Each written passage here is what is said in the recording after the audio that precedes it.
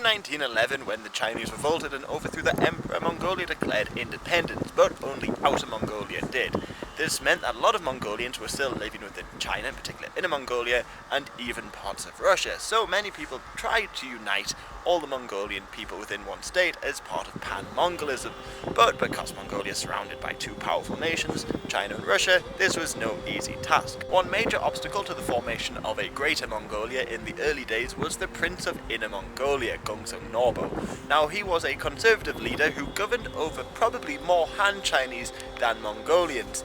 And unlike Outer Mongolia, who was still pretty nomadic, most people in Inner Mongolia had dropped the nomadic lifestyle. So he sought to just preserve his power within China rather than become part of Mongolia. Plus, to the north, the Russians had more or less taken over Tuva, and because Russia was protecting Mongolia, Mongolia couldn't really antagonize them. But within Russia, a lot of Mongols started calling for a Greater Mongolia, in particular the Buryat Mongols, and they were led by a couple of Russian monarchists, Grigory Semenov and Roman von Ungern-Sternberg, and this is a man I think you should read about because he's very interesting. They helped fight the Chinese out of Mongolia after the Chinese tried to retake it, and they had hopes of uniting Mongolia with Inner Mongolia, Transbaikal, Western China, and even Tibet.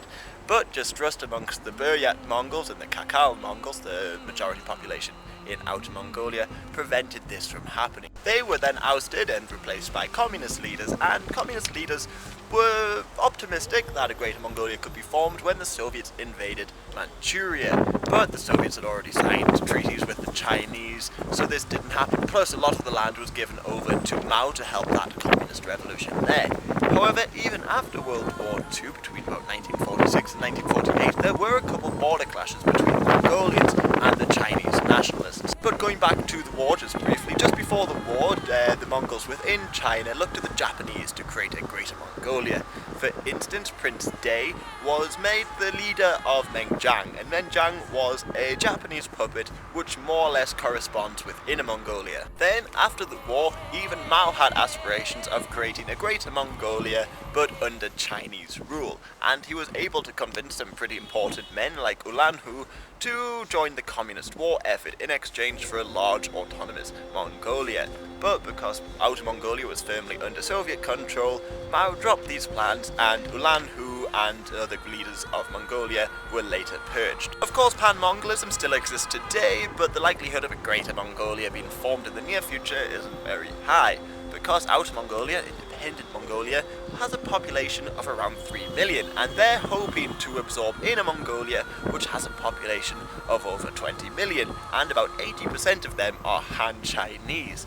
Plus, even Inner Mongolia separatist parties, like the Inner Mongolia People's Party, which I think is based in America, has no intentions to unite with Outer Mongolia. They just want independence for Inner Mongolia. And regions that the Pan-Mongolists used to claim, like Xinjiang in Western China, the population there now favour independence and form East Turkestan, or unite with other Turkic nations rather than uniting with the Mongolian nation.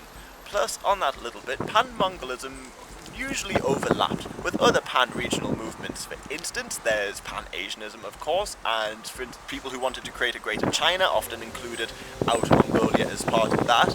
And there's Pan-Turianism, and Pan-Turianism was a movement that hoped to unite it was a created race that included Koreans, Hungarians, Finnish, Central Asians, Northern Russians, and Mongolians.